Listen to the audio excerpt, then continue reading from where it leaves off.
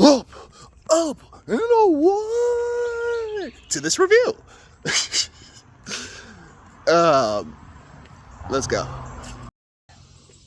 Hey everybody, welcome to the channel of Lazy Brown Productions. My name is D. Wesley, and I will be coming to you today with a review of the Superman movie of 2015. Sorry, not 2015, 2025. Woo, my bad. Let's go at it. So, is Superman truly for the people? Is Superman really here to help save us? And if he is, who's going to reel him in when he oversteps his boundaries? Or is he overstepping his boundaries? It's pretty much the premise of the movie. I'm going to do my best to not do too many spoilers, but I might have to do some spoilers to talk about the review. But the movie automatically starts off with the argument, well, besides Superman getting into a fight and all that other good stuff, the movie starts off with him being asked the question, who are you to go into another country and stop a war? Yes, you did great with stopping a war and saving lives, but who are you to come in and intervene in a political issue? And we see that being brought up a lot. And they said, well, since he's coming in and throwing his weight around, how are we going to stop him if he decides to overstep his boundary? And pretty much Superman's answer to this is literally just him going, well, people are going to die. I have proof, not deniable proof, like physical proof that the president of the invading country is up to no good. But I have proof that he's not there to help, or he's not there to liberate these people as he say he is, or to stop any type of attack. But the argument still stands of, you still can't go in there, because how are we going to stop you if you say for one day in the future just decide to start taking real justice into your own hands? We can't stop you. And that was pretty much the premise of, like, I want to say the first half. Later on, we kind of delve more into like what's really going on behind the scenes. And honestly, I think it's not a bad idea of a Superman movie of who's going to reel in Superman when things hit the fan. Because let's be honest here, with all the Superman parodies lately, or Superman breakdowns lately, from The Boys to Injustice Superman, the question really does come in, like, who can really reel him in if he decides to go off a ledge, if he truly just snaps one day? Nobody can do it. So that really did propose a good question, which honestly they never really solved it. They had a somewhat solution, but they never really solved that question. I would say it's one of the only things about the movie that I kind of scratched my head at. I would like to have seen them delve deeper into. They kind of got more into the comic book version of the movie, which is the war was being manufactured so Lex Luthor can find a way, and pretty much big spoiler, so Lex Luthor can find a way to pretty much build his own empire. It also came from the fact that Lex is extremely jealous of Superman. Another topic of the movie that they kind of played up on was just the basic fact of, was Superman here to conquer us? Which kind of leads back into the original conversation of, is he truly here for us?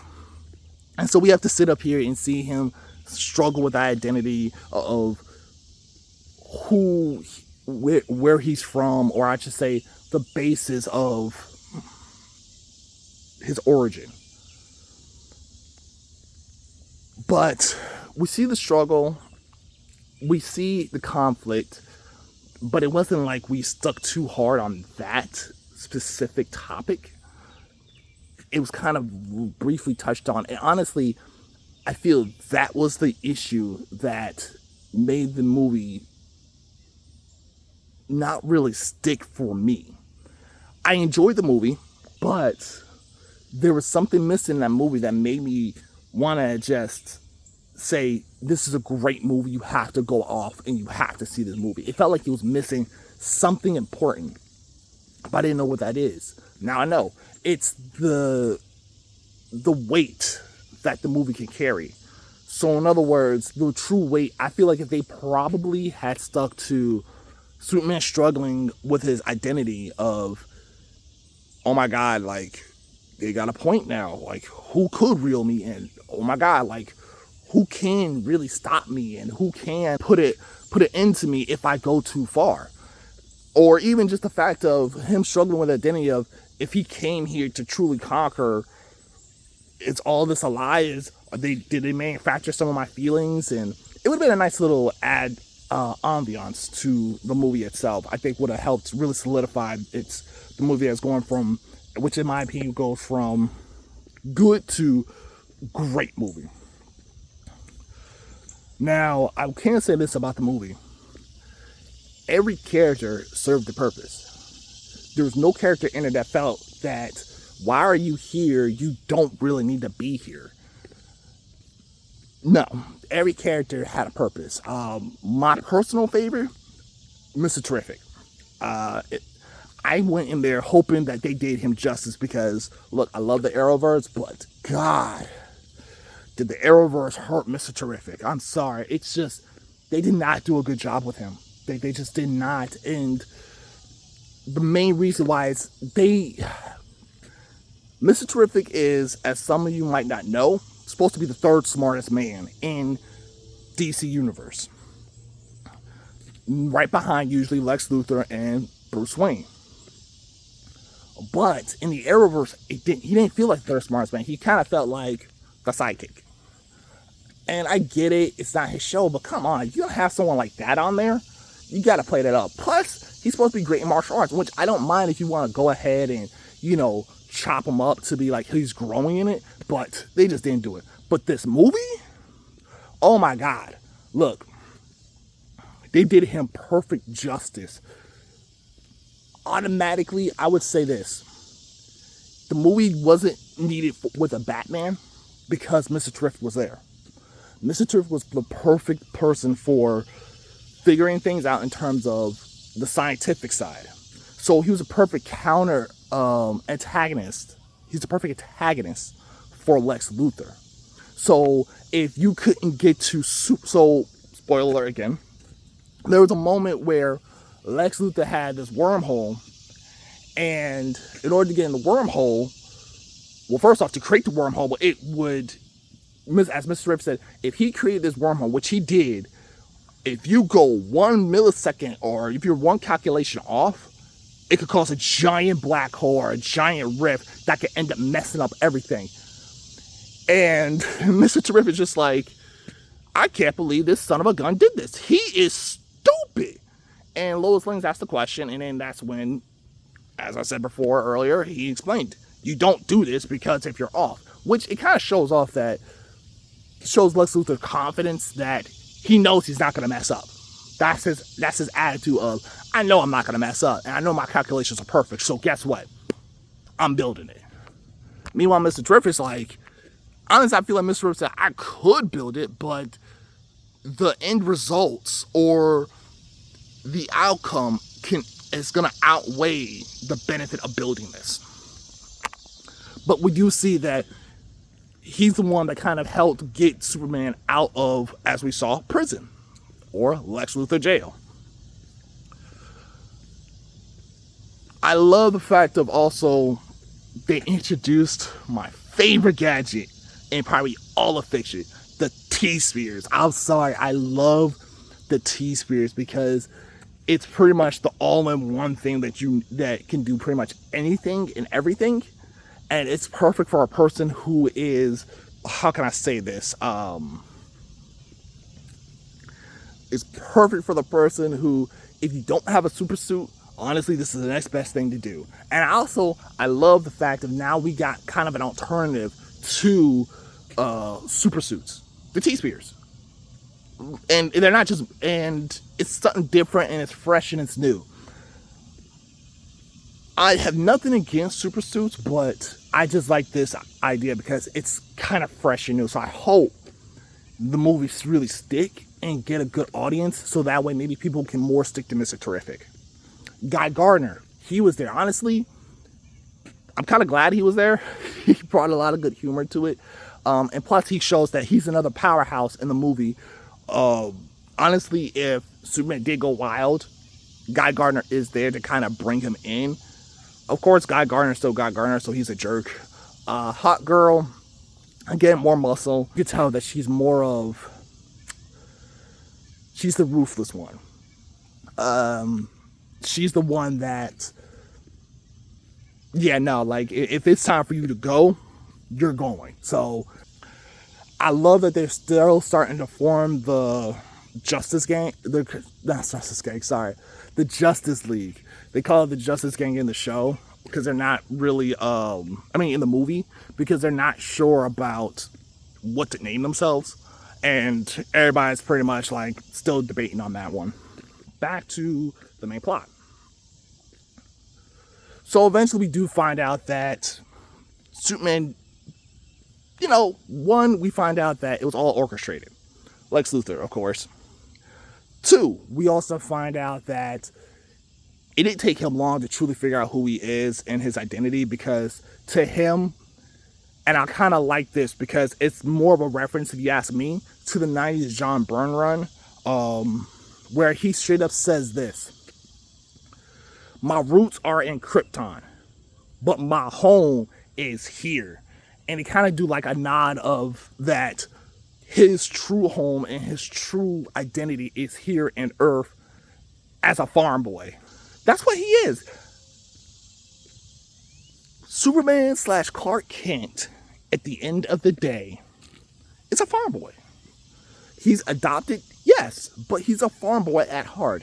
He's the dude where he just wants to do good. He believes in going out and doing whatever he needs to do to make the world a better place. And if you ask me if he had to retire, he's retiring on that farm to do farm work. And I think the best stories always involve him showing his farm roots. Good morning.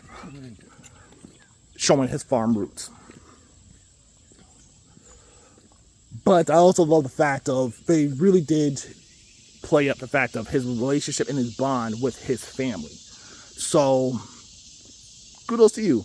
And they, of course, reaffirmed the fact of, he loves Lois, and everybody knows that Lois and Superman are probably hooking up or shacking up. So that was a nice little tidbit. But yeah, so overall, I can say this. The movie, I can say it's a good start for the DCU, James Gunn's introduction to his whole movie franchise. Because with this movie, you can see now it going off to different, or branching out to all these different streams of where you want to go with it. I have to say this too. I think we could thank Zack Snyder. Look, I'm not a huge fan of the Zack Snyder movies. I think they're okay. But I think we could thank Zack Snyder for at least kind of giving a slight blueprint for what is probably this movie and a lot of other Superman franchises going forward, which is the people not trusting Superman. So I think we could thank him for that. But James Gunn, I say, he brought back some campiness with Superman. He brought back the lightheartedness, and in doing so, he probably forgot to put down an emotional attachment, as I said earlier. So that was the only downside to the movie, is there's not really an emotional attachment to the movie to make you really say, bro, this blew my mind. But it still was good. I would say I recommend it being a good summer watch if you're bored and you don't know what to do for the day. So you say, I want to go to a movie. What's a good movie to kind of watch and just blow the day off? Superman, great, cool. Not a bad start, James Gunn, not a bad start. I see a lot of people making critiques. For instance, I've seen people talk about how Superman gets beat up alive. Well, he gets beat up a lot because, one, he's either saving somebody, like, he's legit saving people, or two, he's weakened. And then three, this is another one, he's getting jumped. So he wasn't really catching, to me, it didn't feel like he was catching a lot of L's. I just felt like he was doing stuff. So I guess with Superman, you can never win, because this reminded me of the critique that they had back in the early 80s and 90s, where some people were always mad that Superman was too OP. Then some people were mad that when John Byrne came in, they said, apparently, well, you made him too weak.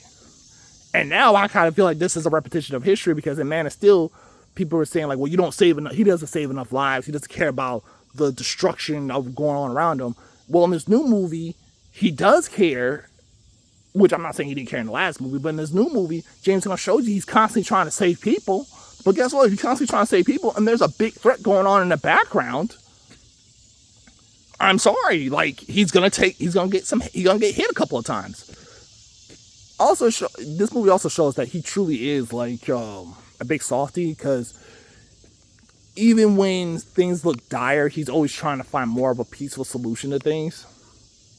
And you kind of do see that eventually he does snap, that although he tries to be, like, not a pacifist, although he tries to be peaceful, or he tries to keep a level head, he does snap and tell pretty much the world and Lex, like, dude, I'm just the average guy. Your hatred towards me is crazy. And in my opinion, it's always funny because Lex Luthor's hatred is kind of what's holding him back to achieving greater things. He complains about Superman, but in the end, if Lex truly wanted to do better for the world and society, he could. Which is a reference to All-Star Superman, which is, if your hatred wasn't so focused or fixated on me, you could have made this world 1,000 times better, even if I'm here. So, there's that. But if I had to say, another critique I see people have is Mr. Terrific with sounding like a blaxploitation character. I personally didn't find that blaxploitation at all. I kind of liked how he was portrayed. But a lot of people felt like he did represent that, but it worked to me. His personality worked perfectly fine, he's the serious guy who, not too serious, but when the things get dicey, he's there to take care of business, and that's exactly what he did. He handled business, and he was needed. Oh, I did like this little part right here. Lois Lane figured out what was truly going on, or I guess ways to prove Superman's innocence. I'm not going to go into details on how she proved his innocence, but I do like that she was able to figure it out. So between Mr. Terrific and Lois Lane, they were good characters for this movie. But as far as Mr. Terrific being blaxploitation, I personally, I didn't see it. For me, I think he worked just well. I think his personality was fine. Mr. Terrific has always been kind of a serious sort of character, but, he joke around from time to time. I'm shocked that nobody brought this up, but I'm going to bring it up because why not? I don't have a problem with this. I think there's nothing wrong with adding this into the movie, where there was a moment, as you guys saw in the trailer, that Lois Lane and Superman are kissing, and in the background, I think it was Starro was attacking the city, but honestly, the Justice League, Justice Gang were handling it. So, he's sitting there taking a breather while they're fighting the creature, and he's sitting there having a coffee break or tea break with Lois Lane. I'm shocked nobody's brought that up, saying like, oh, wow, they're sitting there fighting for their lives and saving people. He's sitting up there having a coffee break with Lois, and you say he cares. In my opinion, he said it himself in the movie that the things are covered. It's just fine. They got this. And he was just taking a small little breather. And honestly, he kind of deserves it. If he himself assessed the situation that it's, they can handle this, and which it kind of shows they can handle it, then why not? but it also is just there for comedy relief. Look, it's, to me, I never find a big deal with that, but I'm not shocked that, I'm shocked that they don't compare that to like the Man of Steel, which honestly, one, those two series are coming in at two different entry points in Superman's life, but also I'm shocked nobody kind of related with in Man of Steel, where Clark destroyed the guy's truck, because I saw people complain about, you destroyed a guy's truck and now you destroy his livelihood. Guys, it's a comedy part, okay? Like, relax. But for me, same thing. It's like, it's comedy. Like, it's chucked up for comedy. We gotta have some humor in this sometimes, at the right time. Hopefully he doesn't go overboard with it, but yeah. Look, there was a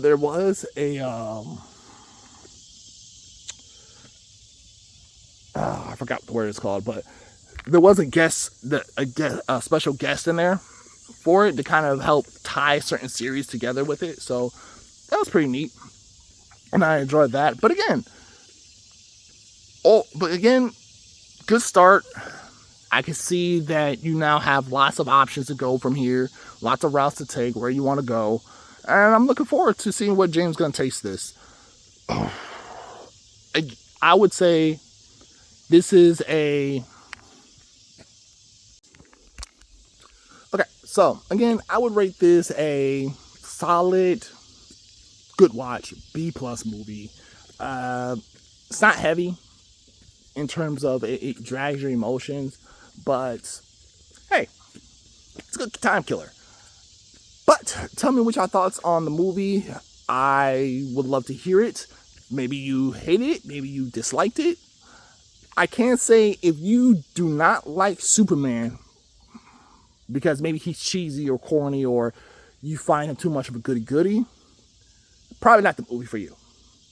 But if you love Superman, or you are on Superman, hey, this might be a good watch for you.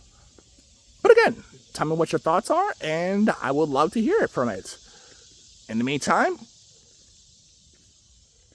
stay hungry, love life, and I will see y'all later. Peace.